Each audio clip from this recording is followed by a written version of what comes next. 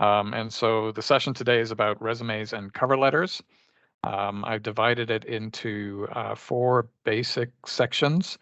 I'm going to be talking about a resume as a marketing document, and the information that comes out here may help you to kind of plan out your resume and cover letter, what kind of information you're going to be putting in there. It does require some self-evaluation, and there'll be some criteria presented that you can evaluate yourself on and perhaps start thinking about how you're going to present that information. And it's all about meeting the needs of employers, and we'll go into that as well.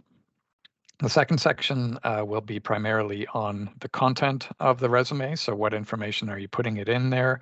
How are you presenting it? Then we're going to talk a little bit about formatting, because formatting is also an important element of a resume. It's important that the recruiter can find what they're looking for. It's important that it's easy for them to read what is there. And it's important that the document looks nice, so that it kind of invites them to engage with the resume rather than looking at it and going, oh my goodness, this looks like it's so disorganized and there's too much information and I don't really want to bother with it. And then finally, we're going to talk briefly about cover letters. And a lot of the information for cover letters will be similar to the resume. So let's start diving in. And so we are talking, as I said, about resume and cover letter.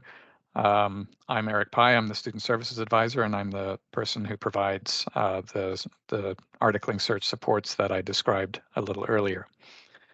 I've spoken a little bit about the resume as a marketing document, and on the left here you can see the first page of a 2-page resume, and you can see that it's been designed to be appealing. There's a lot of white space.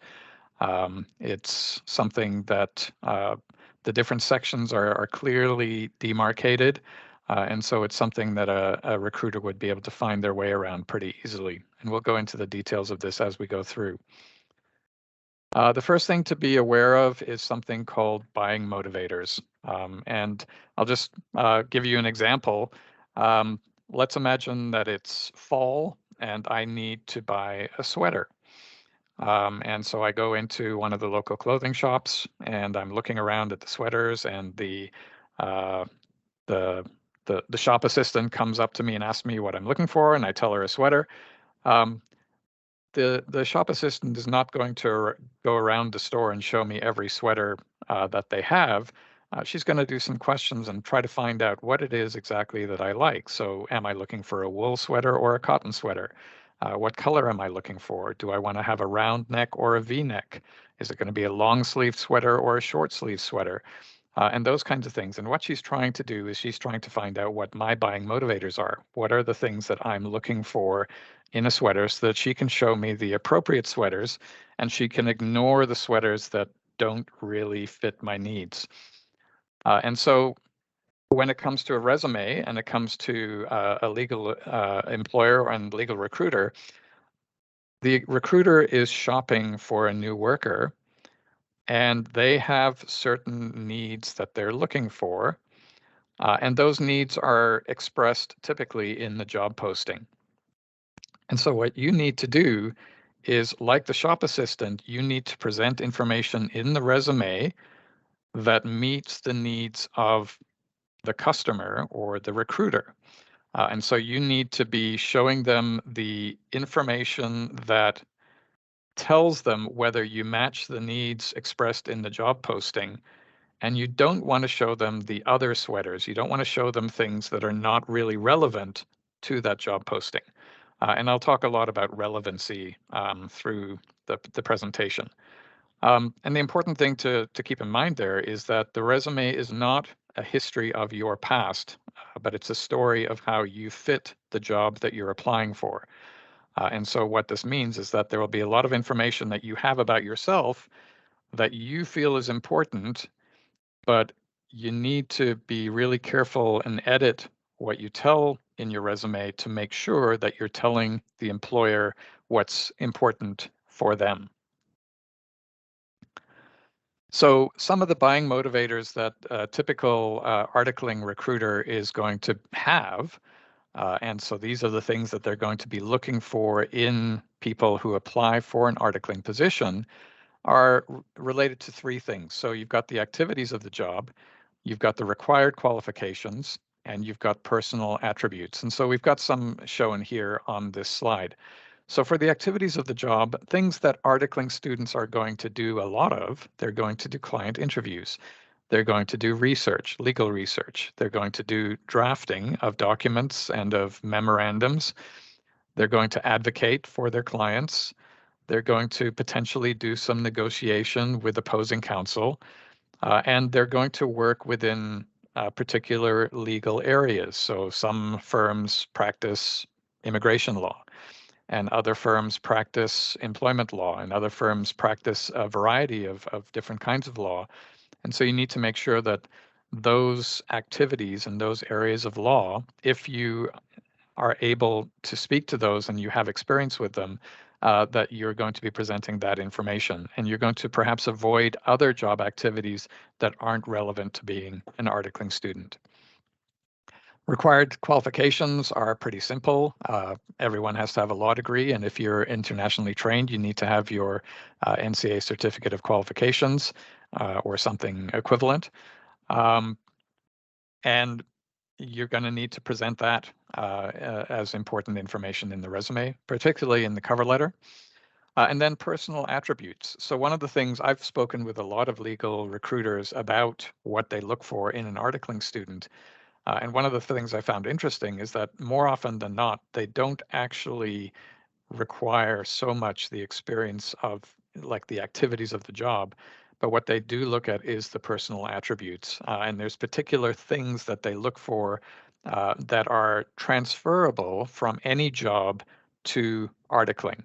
And so even if you haven't worked in a legal context before, you can still present yourself as a very strong candidate if you have the required qualifications and you have the personal attributes that they're looking for. So customer service, problem solving, teamwork, communication, community involvement, time management, languages, intercultural, entrepreneurial, the hunger to succeed, and some humility. And by humility, I'm talking about for somebody who may be very, very, very experienced, are you pushing how much experience you have trying to impress with that, or are you pushing the fact that you're really hungry to learn about working in the law in Canada? And so this is particularly one where we have an experienced internationally trained lawyer. Are they going to be able to fit into an articling entry role in a law firm and accept feedback from a principal and so on and so forth? So these are the things that the employers are looking for. Okay, and so these are the things that you need to focus your resume on. Based on those, what you want to do is you want to create a value proposition for yourself. And so this could be a paragraph or a list of things that you put together about yourself. You're going to want to do some self-evaluation here and really think about what are the things that I have in my wheelhouse, things that I've got experience with, things, skills that I have, competencies that I have, transferable skills that I have that are going to meet the needs of the employer.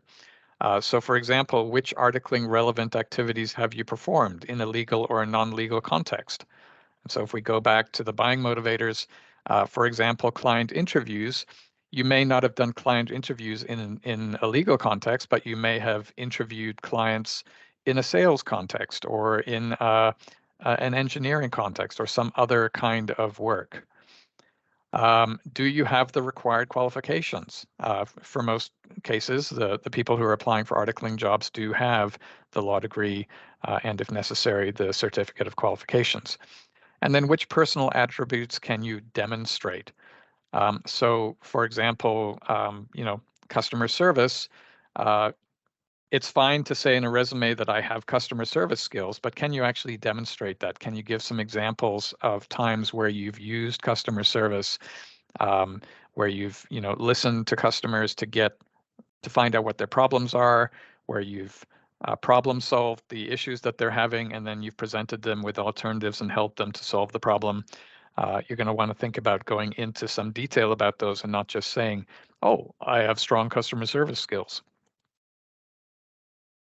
So that there is a little bit about the value proposition, and it's going to be the theme of your job application. So once you've created your value proposition, your resume needs to focus on that value proposition.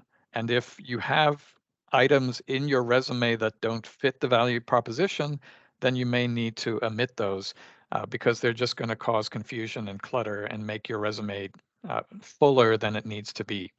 And so for each item on your value proposition list, or for each item in your resume and in your cover letter, you need to think about, is this relevant to the target role? If it's not, I'm going to omit it.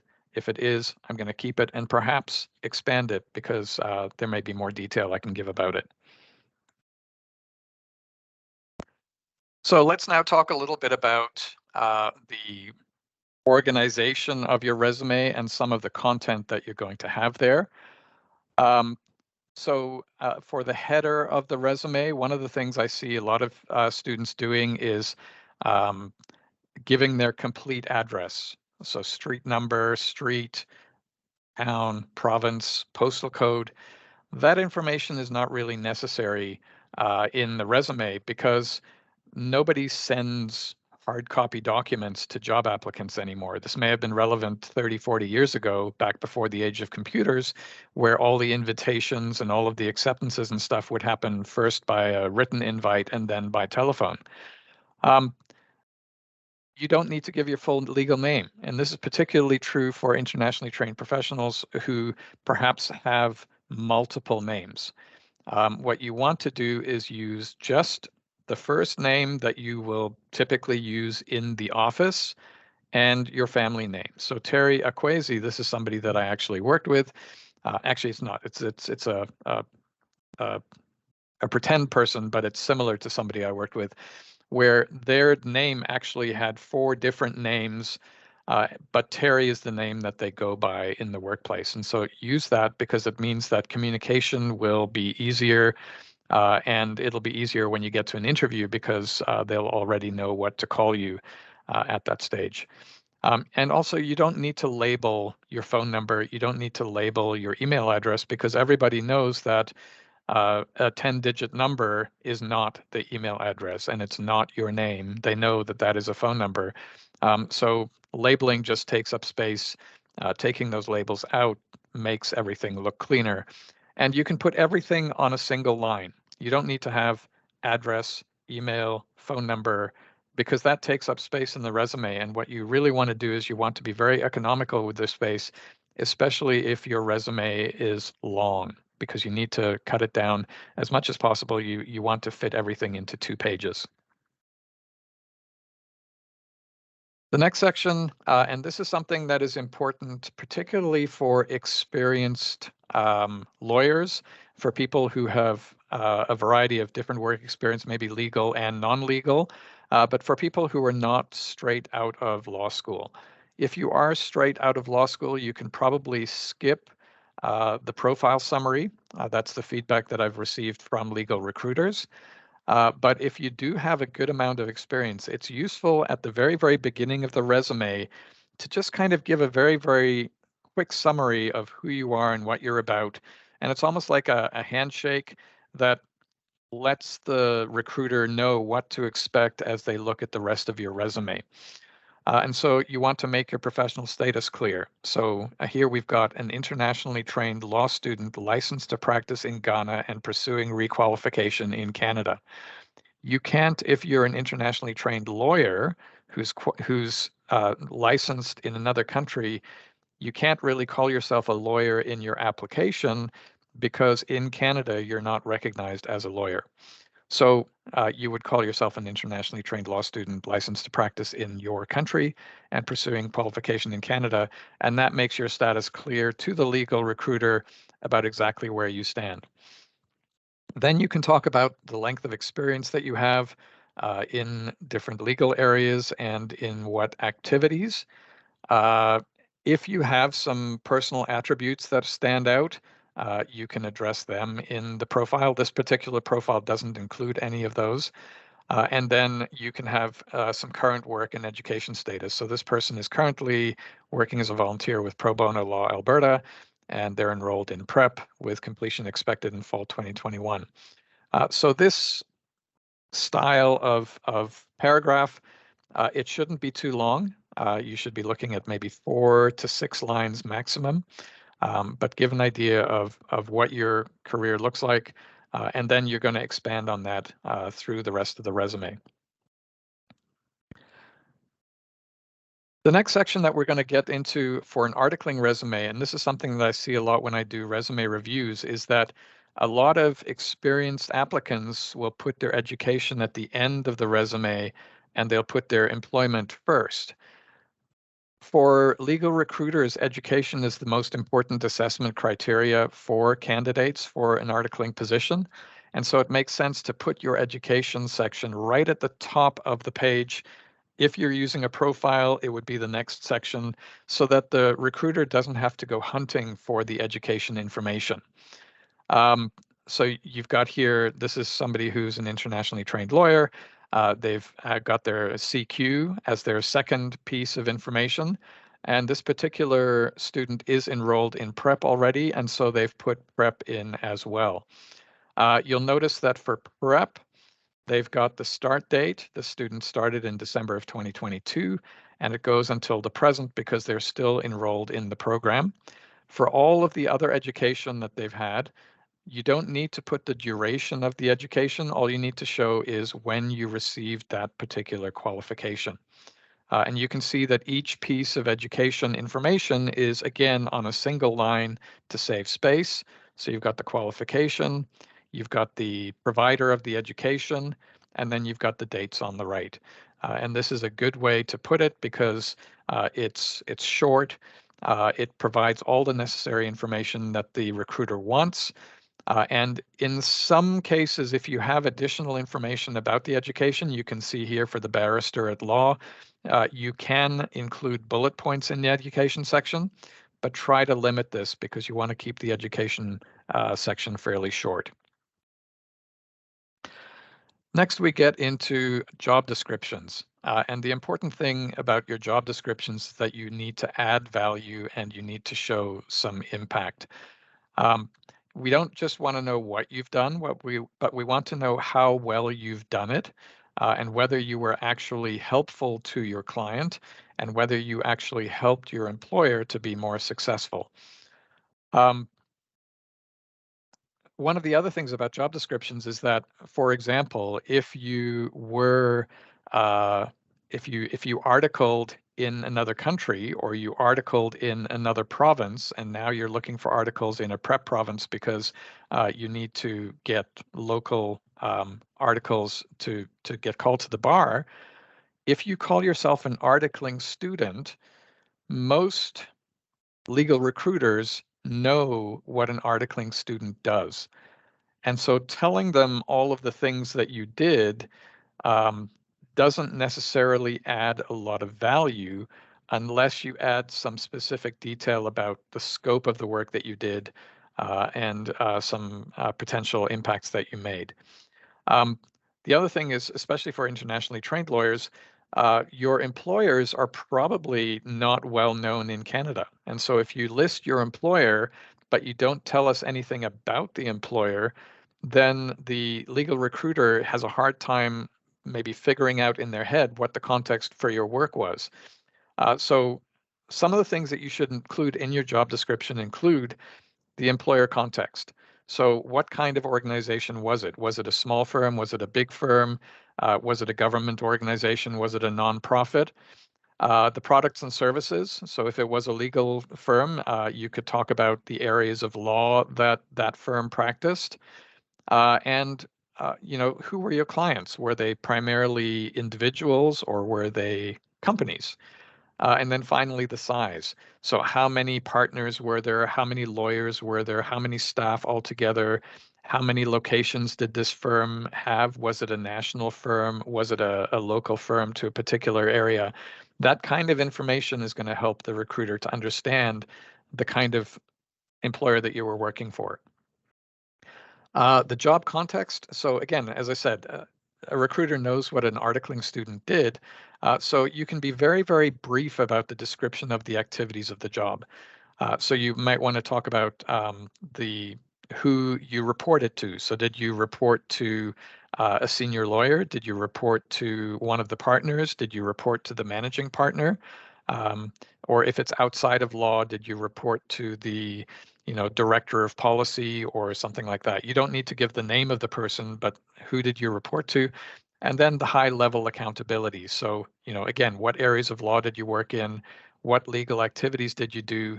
But you don't need to give too much detail here. And we'll see an example of this shortly. And then finally, the bullet points in your job descriptions. Here is where you want to talk about the scope of work and the project details. So make these relevant to articling. You want to talk about how often, how much, how many. So give us, how many clients did you interview in a month or in a week? How many court cases did you attend and advocate in on a yearly basis? Those kinds of things. If you made an organizational or departmental impact, or you helped the clients. So if there's a particular case that you worked on, was the final decision from the judge beneficial to the client, and how was it beneficial? Make that clear as well. So here's an example of this is the same student that said that they were volunteering currently at Pro Bono Law Alberta. And you can see that we've got the first thing is the employer name. We've got the dates of employment there. And then we've got the brief description of Pro Bono Law Alberta. What does that organization do? Then we've got the job title. And then we've got a very brief summary of the main parts of that job for that particular candidate. And then for the bullet points, what we're doing is we're taking the information from the job summary and we're expanding on some of those points to give further information. And all of this is information that is relevant to articling. So as I said, focus on items that are relevant to the target firm and to the target role, which is articling, and highlight any matches and omit any detail in the description that doesn't really fit the employer. Here is the same student, and this is a job that they had where they were not working for a law firm. They were working for a company as an internal kind of legal and administrative officer. Again, they've described the employer, so we can see that 12 employees, 90 contractors, the range of services that they provided. And so very quickly, the legal recruiter can kind of imagine the work that this person was doing. We've got the fact that they reported to the CEO, what they manage day-to-day operations. They haven't gone into detail about what day-to-day operations means. And they've talked a bit about some of the other areas related to law that they focused on. And then in the bullets, they've gone into much more details. So you can see here that they're talking about how many transactions they edited and reviewed contracts for in that first bullet. They've talked about the value of those contracts. And so they're kind of really kind of placing themselves and showing that they made a really positive impact to the revenue of this particular organization through the work they did. And the other bullets are also quite detailed. Nothing there is overly vague. We can imagine this person doing the work with this employer. The main focus here, though, even though they may have in their administrative role, they may have done a lot of things that are not related to working as an articling student, they didn't include that information in the job description because it wasn't going to be relevant to the employer. And then this is just an example of if you have a long list of experience, if you've had 6 or 7 jobs and you're worried about how am I going to fit all of these 6 or 7 jobs into my resume, the big thing is that you don't have to give detailed descriptions for everything. The standard kind of recommendation is to give a detailed description for 2 to 4 jobs. depending on how relevant they were to your um, articling application. And you should go back a maximum of 10 to 15 years. So if you've been working for longer than that, you may even cut some of those jobs out completely and not put them in the resume. And that's totally fine. But if you do have previous roles that you want to include, but perhaps they're quite junior to the most recent roles, you can just list them as we've got here. You can have a previous role subsection and then just show the job title, the employer, the location, and the dates. And this makes those open for questioning in an interview. And it also shows a little bit more information about your job history without giving too much detail and without taking too much space. Okay. Um, I don't have anything in here about volunteer roles, but volunteer roles can be presented very similarly to a typical job description role. So again, give the name of the organization, give the organization description, give your title, what was the main point of your job. Typically with volunteer roles, the number of bullets will be a lot less than they are for a job description. So you might just have one or two bullets there, and that's fine. Finish off your resume with an interest section. All the legal recruiters that I've spoken with have told me that they like to learn something about applicants for articling roles. They like to learn something about them outside of the workplace. So give them some interests. They want to learn about you as a whole person. Very commonly in an interview, the first question will be, did you have any trouble finding the office? Or if it's a virtual interview, did you have any trouble logging in? The second question will often be, I see in your resume that you like reading, or I see in your resume that you like singing. Can you tell us a little about that? And that's just kind of like an icebreaker. And so by presenting these interests in your resume, you're actually making it easier for the recruiter to start the interview because we have something that we can talk about that we know you will be comfortable discussing. Um, One thing about interests is make the interests interesting. So you want to tell something more. So rather than just saying, I like cooking, reading, and singing, that's not very interesting. But about cooking, perhaps you can tell some things about the kinds of foods you like cooking, something you recently learned how to make, why you enjoy it, those kinds of things. Um, so yeah, make interests interesting by saying something interesting about them. Um, and if you have elements that showcase, you know, qualities that are useful in the workplace, then that's great too. So for example, if you are a marathon runner, that interest could be great. And you could highlight the fact that marathon running takes a lot of training, it takes a lot of dedication, it takes planning. And so those are all elements that are going to be impressive to a recruiter because it's like, wow, this person is really motivated and they are able to set goals for themselves. And that's important in an articling position. So basically, from what I've said in the first two sections of this presentation, the resume is not about you, the candidate. It's about what the employer needs. And so you need to make sure that the story is not everything that you feel is important about you, but you're taking that information and you're making it something that is relevant so that the employer is going to be attracted to the information that you've given.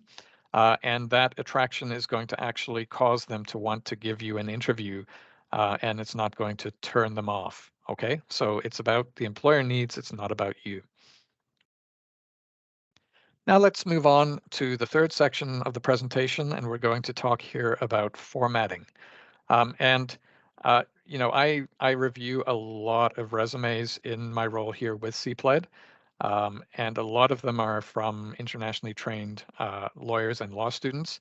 And I know for a fact that different countries, just for some personal information, I lived in Japan for a long time, and in Japan, the way that information is presented visually is very, very different than it's presented here in Canada. In a Japanese newspaper, for example, there is a lot of text and it's very, very, very busy. And for me as a Canadian, when I look at that, it makes me feel a little bit almost edgy.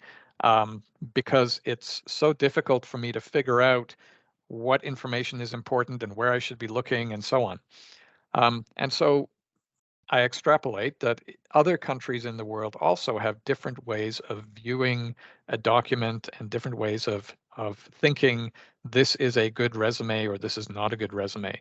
And the way that we do that here in Canada is by the formatting that we use.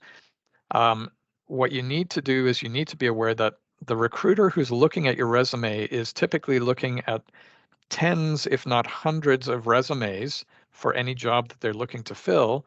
And so when they're looking at your resume, if you're the first one in the pile at the beginning of the day, they might be awake and they might be really excited about all of the wonderful applicants they're going to see. But if you are the 200th resume that they're looking at, by the time the recruiter gets to it, they're very, very tired, and they've been doing this all day, and perhaps they don't want to be doing it anymore. And so if your resume doesn't look inviting, there's a very good chance that in 2 or 3 seconds, the recruiter will just say, you know what? I can't be bothered. I've already got a whole bunch of good applicants here. I'm just going to put this resume in the no pile. And they might not even read the whole thing. They might not even read any of it. They'll just look at it and go, nope, too tired. Don't want to look at it. So the formatting is important. It needs to be simple, it needs to be clean, it needs to have white space, and it needs to be formatted conservatively. You're applying for a job in a very conservative profession, and so the resume needs to fit the personality of a law firm. I see a lot of resumes where the font that is used is too casual. It's maybe a handwritten font even, and that's not appropriate. Um, some very basic things. So margins. The best margin size is 2 centimeters, top, bottom, left, and right. 2 centimeters is not too wide and it's not too narrow. It gives enough room for a recruiter or a partner to make notes on the resume when they're interviewing you. And so that's a good kind of rule to follow with the resume. Your fonts, most of the resumes I see are either Times New Roman, which is the standard font that Microsoft Word uses for all new documents, unless you've set it to something different. Um, but Times New Roman is a little bit stuffy. It's not very friendly. It's not very inviting. And so I would encourage you, first off, the most friendly are some sans serif fonts like Calibri or Verdana. Uh, Arial is not too bad, but it's a little bit narrow and dense. And then if you're going to use a serif font, Cambria is very similar to Times New Roman, but it's a little bit easier to read. So those may be some good fonts for you to consider. For the font sizes, your name at the top of the resume, 16 points is a good size. For your section headers, 12 point is a good size. And for the rest of the resume, 10 point or 11 point is good. 11 point is best, but if you're having trouble fitting your resume into 2 pages, taking it down to 10 point is acceptable. But don't make it smaller than 10 point because a lot of law partners and a lot of legal recruiters are not young, and so their eyes aren't so good and they don't deal very well with very small text. And then finally, any paragraphs in the resume can be justified, meaning that on the right-hand side, all of the words are lined up. But for your bullet points, it's better to not justify them. It's better to actually let them run ragged. Um, it makes it easier for the bullets to be read, and it also gives the eyes a rest a little bit because not everything is exactly the same. It kind of helps just to give the eyes a rest. So those are some good general points about formatting. Um, you want to use simple document formatting. I see a lot of people who use tables for their resume or who use text boxes for their headings. Um, and I would personally avoid these. Also try to avoid headers. Um, this is not so particular to legal applications. It's much more important for non-legal applications because non-legal employers typically use electronic scanning of documents, and these features can cause problems for scanning software. but by and large, try to keep the formatting as simple as possible without using those functions. Um, and be very consistent about the use of bold text, italic text, bullets, tabs, tab stops, and shading. I see a lot of resumes where the use of bold, for example, is very random.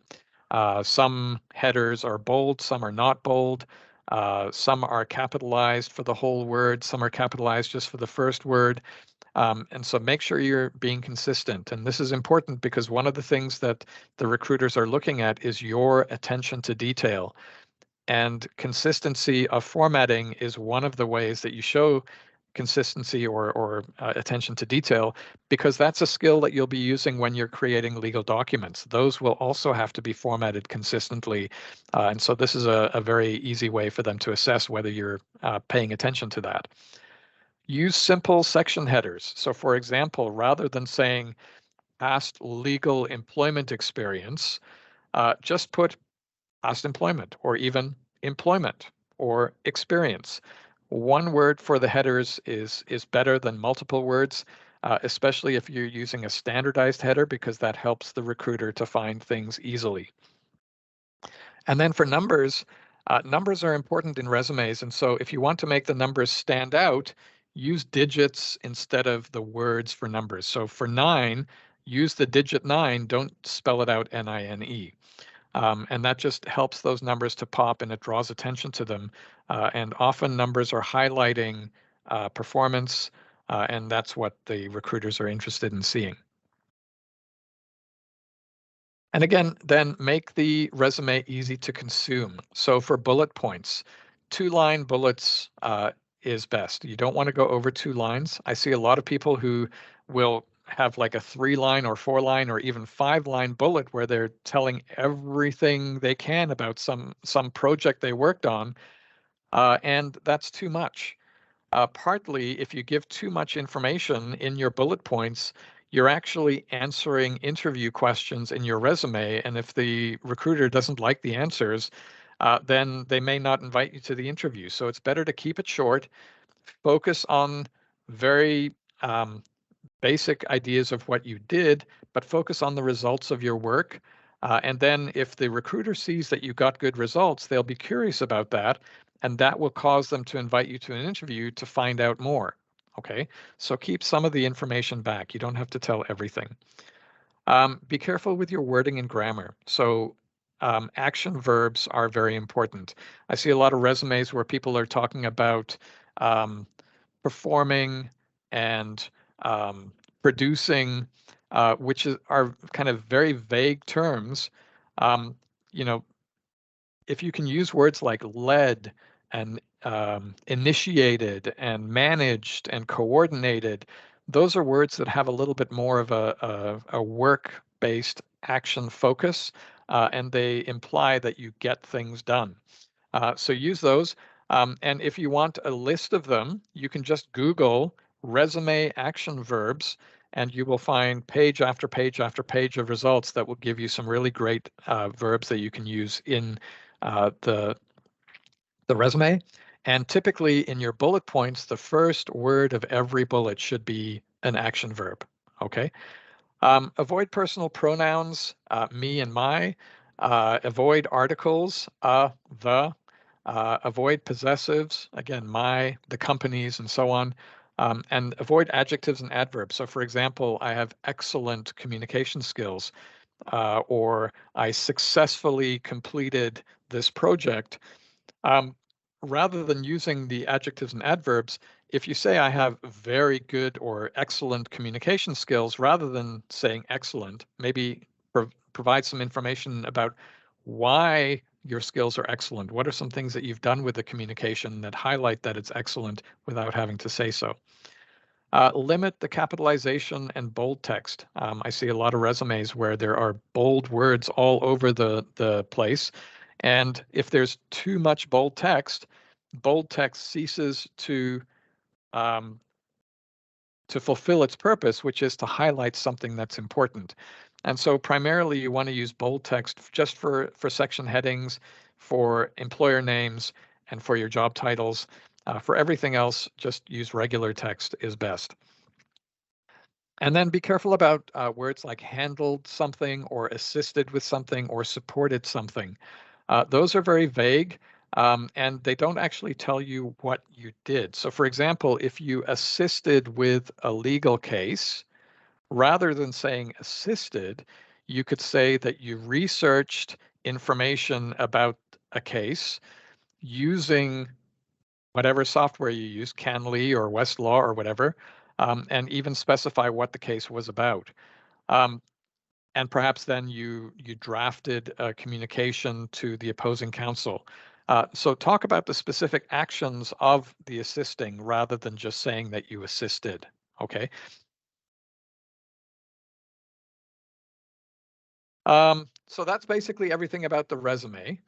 So now we're going to move on to talking briefly about cover letters. And one of the things about cover letters that is a little bit of a controversy right now is whether recruiters actually read them. So I've talked with a lot of recruiters about whether they read cover letters, and what I found out is that um, some recruiters think that the cover letter is important, and some recruiters think it's not important. Other recruiters think that it's important, but they don't read it. The reason they think it's important is because when you apply for a job, you're supposed to write a cover letter. And so for them, the important thing is that you followed the rule, but the content of the letter is not that important. And it kind of breaks down into about a third of the recruiters think that cover letters are important and they read them. About a third think that it's important and they don't read them, and about a third think that it's not important and they don't read them. So, based on the fact that 2/3 of recruiters think the cover letter is important, you should have one.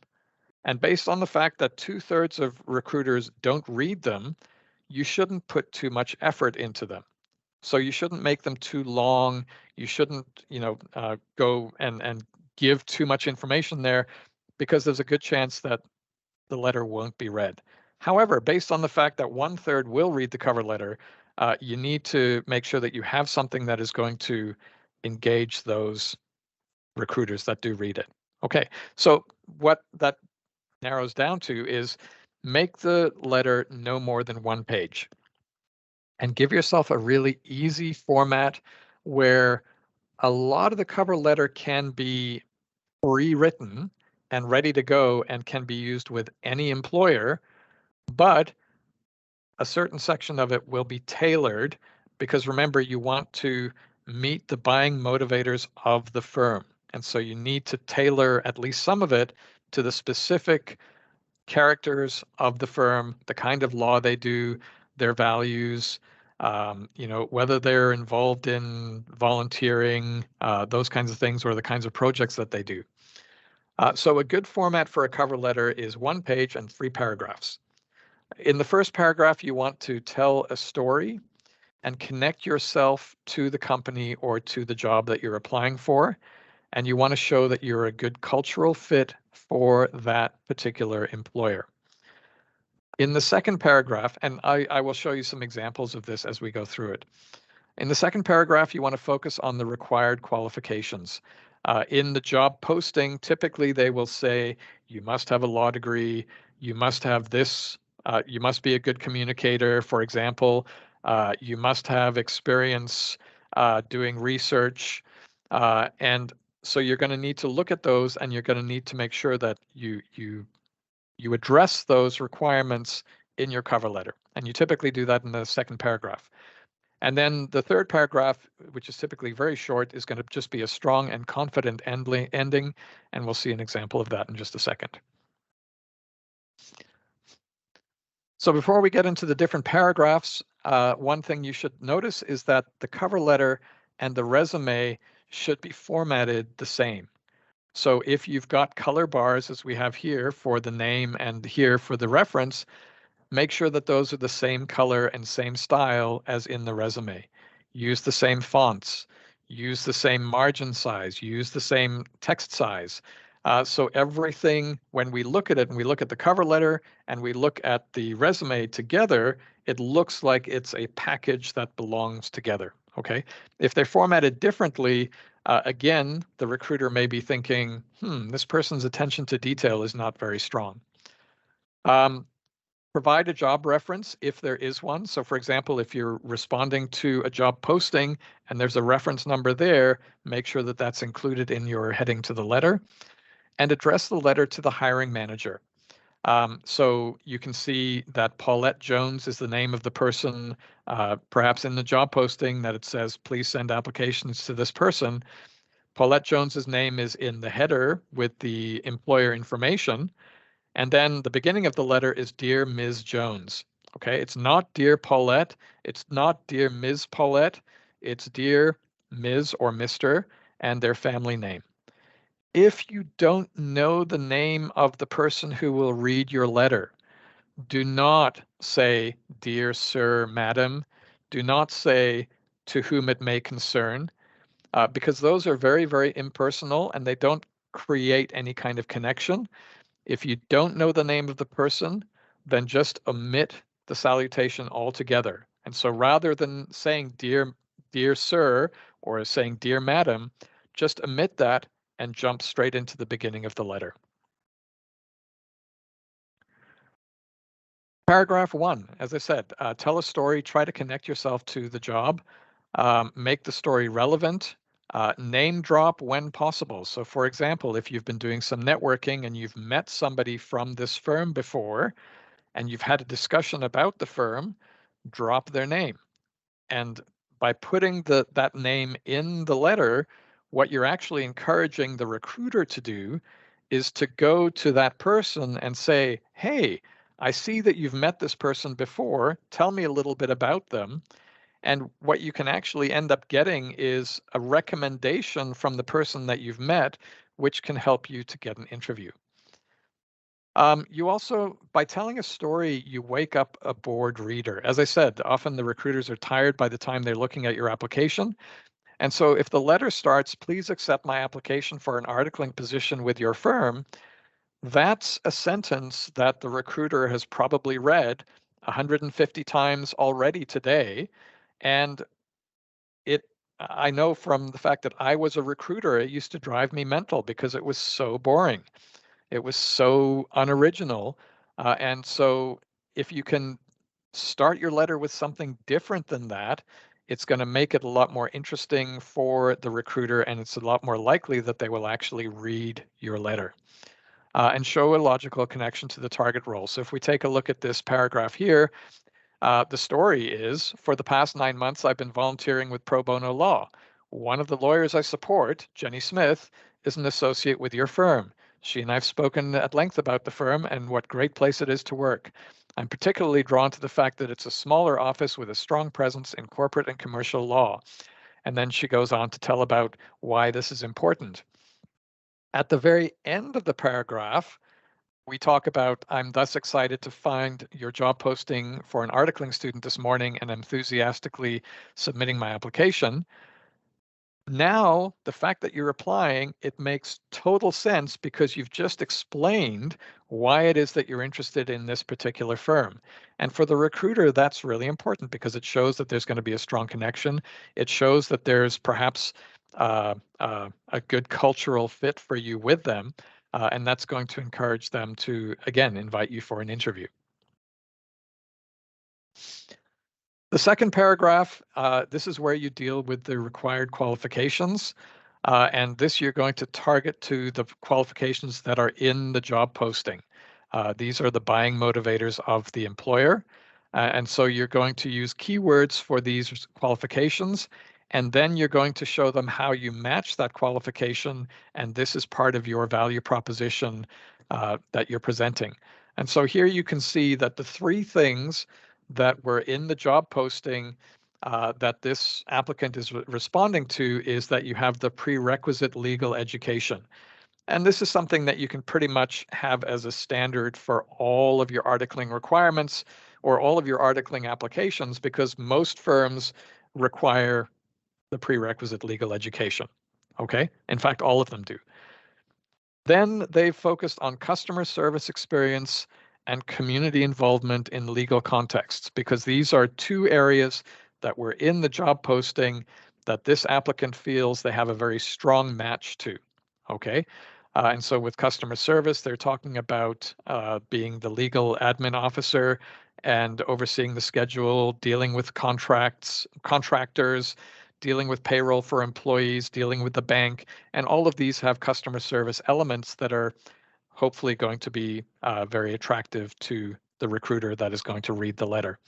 And then the community involvement in legal context, they're talking about the pro bono law position again, and about how this has helped them to understand legal process and help them to enhance their entry level legal skills that are going to be important in an articling role. So this is addressing the needs of the employer very, very clearly. And then I said, making the paragraph 3, make it a strong ending. You do not need to thank the recruiter for reading your application. Okay, thank you for your time considering my application. That is not very confident. It shows that you consider yourself perhaps even inferior to the recruiter. So make it a confident finish. I look forward to meeting you in an interview to discuss my experience and skills and how I can contribute to your firm's success. This actually shows that you're assuming that you're going to get an interview. And subconsciously for the legal recruiter, this is going to be a positive, because if you assume you're getting one, it means that you must feel very strongly that you're a good fit for the role. And it could result in the recruiter wanting to interview more than they would otherwise. Okay. So that there is the end of the presentation. I've covered all of the 4 sections that we talked about at the beginning. Yeah, thanks for attending, everyone. Hope this was useful.